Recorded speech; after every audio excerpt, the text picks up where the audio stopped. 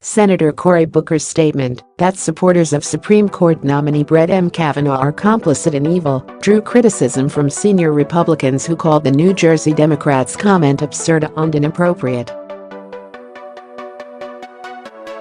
"It's hard to take statements like that seriously," Senate Majority Whip John Cornyn, R-Tex, said Wednesday in a floor speech. "To me, that's completely unhinged and detached from any reality." Cornyn advised Democrats who are engaged in this kind of superheated rhetoric to get a grip.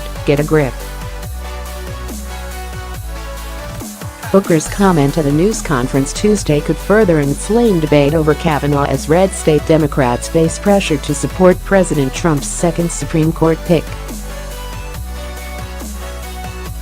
Booker described the fight over Trump's nominee as a battle between right and wrong in which there is no neutral.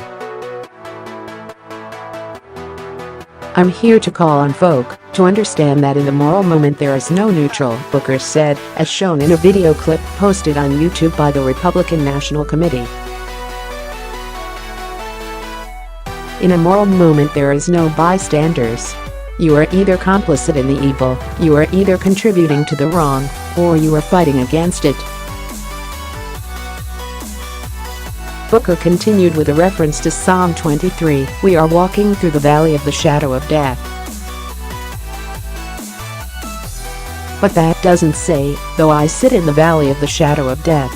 It doesn't say that I'm watching on the sidelines of the valley of the shadow of death. It says I am taking agency, that I'm going to make it through this crisis. What in the world? Booker needs to get a grip," he said in a brief interview. "Everybody's trying to outdo everybody else." Booker's spokesman did not immediately respond to a request for comment. Senate Finance Committee Chairman Orrin Utah, said Booker was resorting to Armageddon-style rhetoric. "This is really quite alarming rhetoric," Hatch tweeted Tuesday. "Just a few weeks in, and it's already startlingly clear that Senate Democrats will not challenge Kavanaugh on substance because they won't land a blow. Republicans want to confirm Kavanaugh before October, when the new Supreme Court term begins. Democrats have made a point of asking to review all documents from his time as a staffer in the George W. Bush White House and as a deputy to independent counsel Kenneth Starr, even if that means delaying the process.